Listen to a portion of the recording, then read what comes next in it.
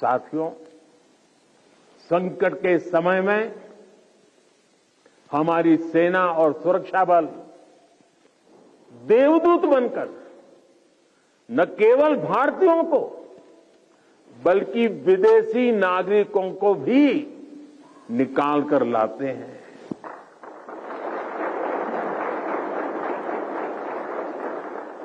मुझे याद है जब सूडान से भारतवासियों को निकालना था तो कितने सारे खतरे थे, लेकिन भारत के जाबाजों ने अपना मिशन कोई नुकसान हुए बिना कामयाबी के साथ पूरा किया।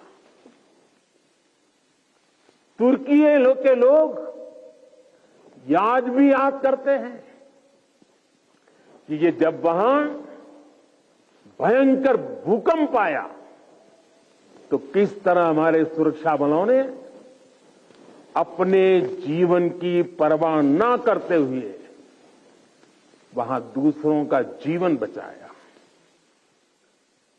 दुनिया में कहीं पर भी भारतीय अगर संकट में है तो भारतीय सेनाएं, हमारे सुरक्षा बल उन्हें बचाने के लिए हमेशा तत्पर रहते हैं। भारत की सेनाएं और सुरक्षा बल संग्राम से लेकर सेवा तक हर स्वरूप में सबसे आगे रहते हैं।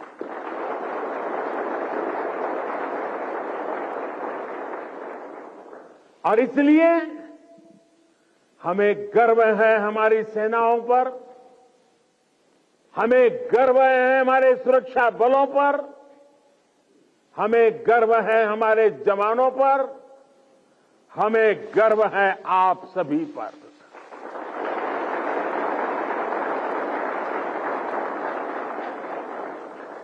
मेरे परिवारजनों, आज दुनिया में जिस तरह के हालात हैं उसमें भारत से अपेक्षाएं लगातार बढ़ रही है।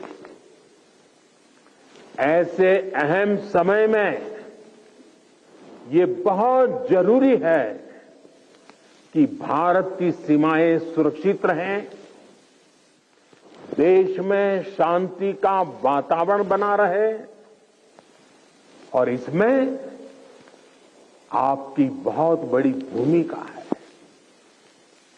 भारत तब तक सुरक्षित है जब तक इसकी सीमाओं पर हिमालय की तरह अटल और अड़ीग ये मेरे जांबाज साथी खड़े हैं।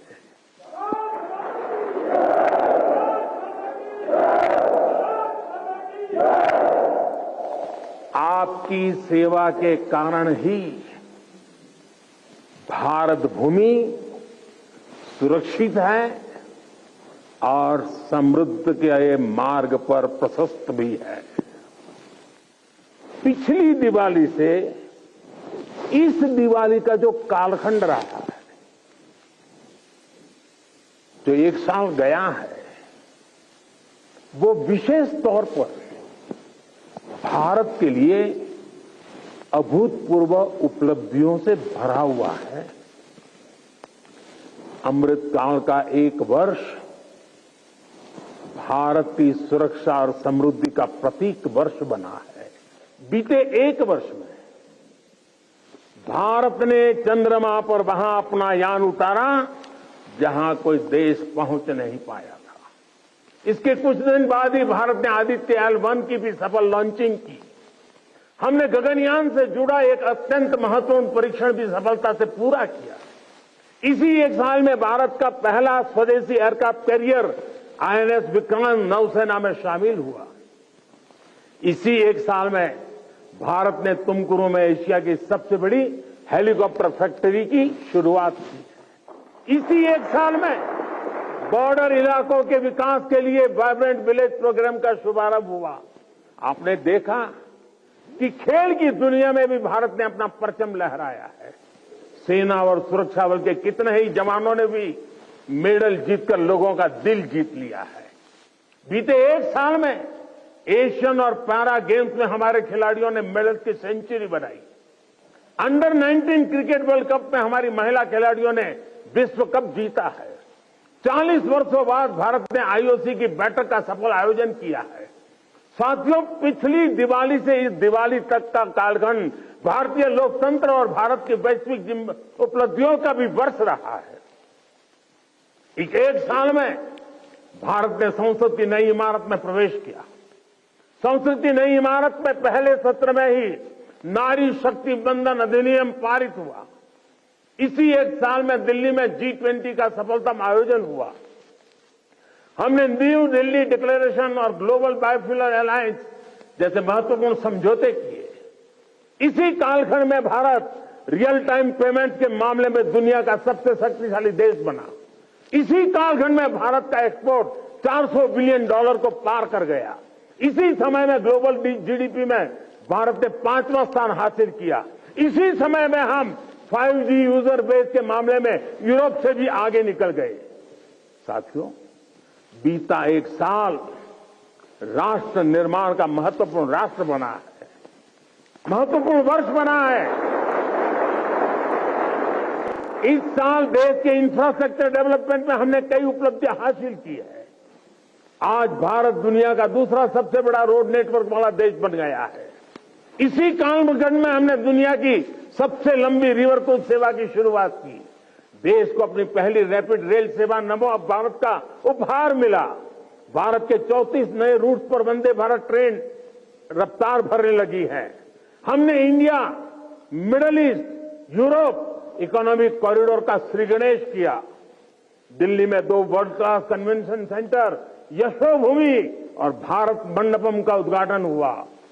QS वर्ल्ड रैंकिंग में भारत एशिया के सबसे अधिक विश्वविद्यालयों वाला देश बन गया है। इसी दौरान कच्छ के धोर्डो सीमावर्ती गांव, रेगिस्तान का गांव, छोटा सा गांव धोर्डो, उस गांव को संयुक्त राष्ट्र से बेस्ट टूरिज्म विलेज का अवार्ड मिला है। हमारे शांति निकेतन और होयसाला मंदिर यूनेस्को की वर्ल्ड हेरिटेज लिस्ट में शामिल हुए।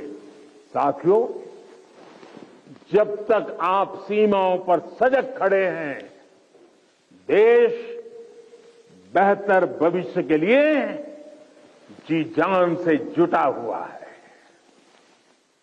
आज अगर भारत अपनी पूरी ताकत से विकास की अनंत ऊंचाइयों को छू रहा है, तो उसका श्रेय आपके सामर्थ्य को, आपके संकल्पों को और आपके बलिदानों को भी जाता है।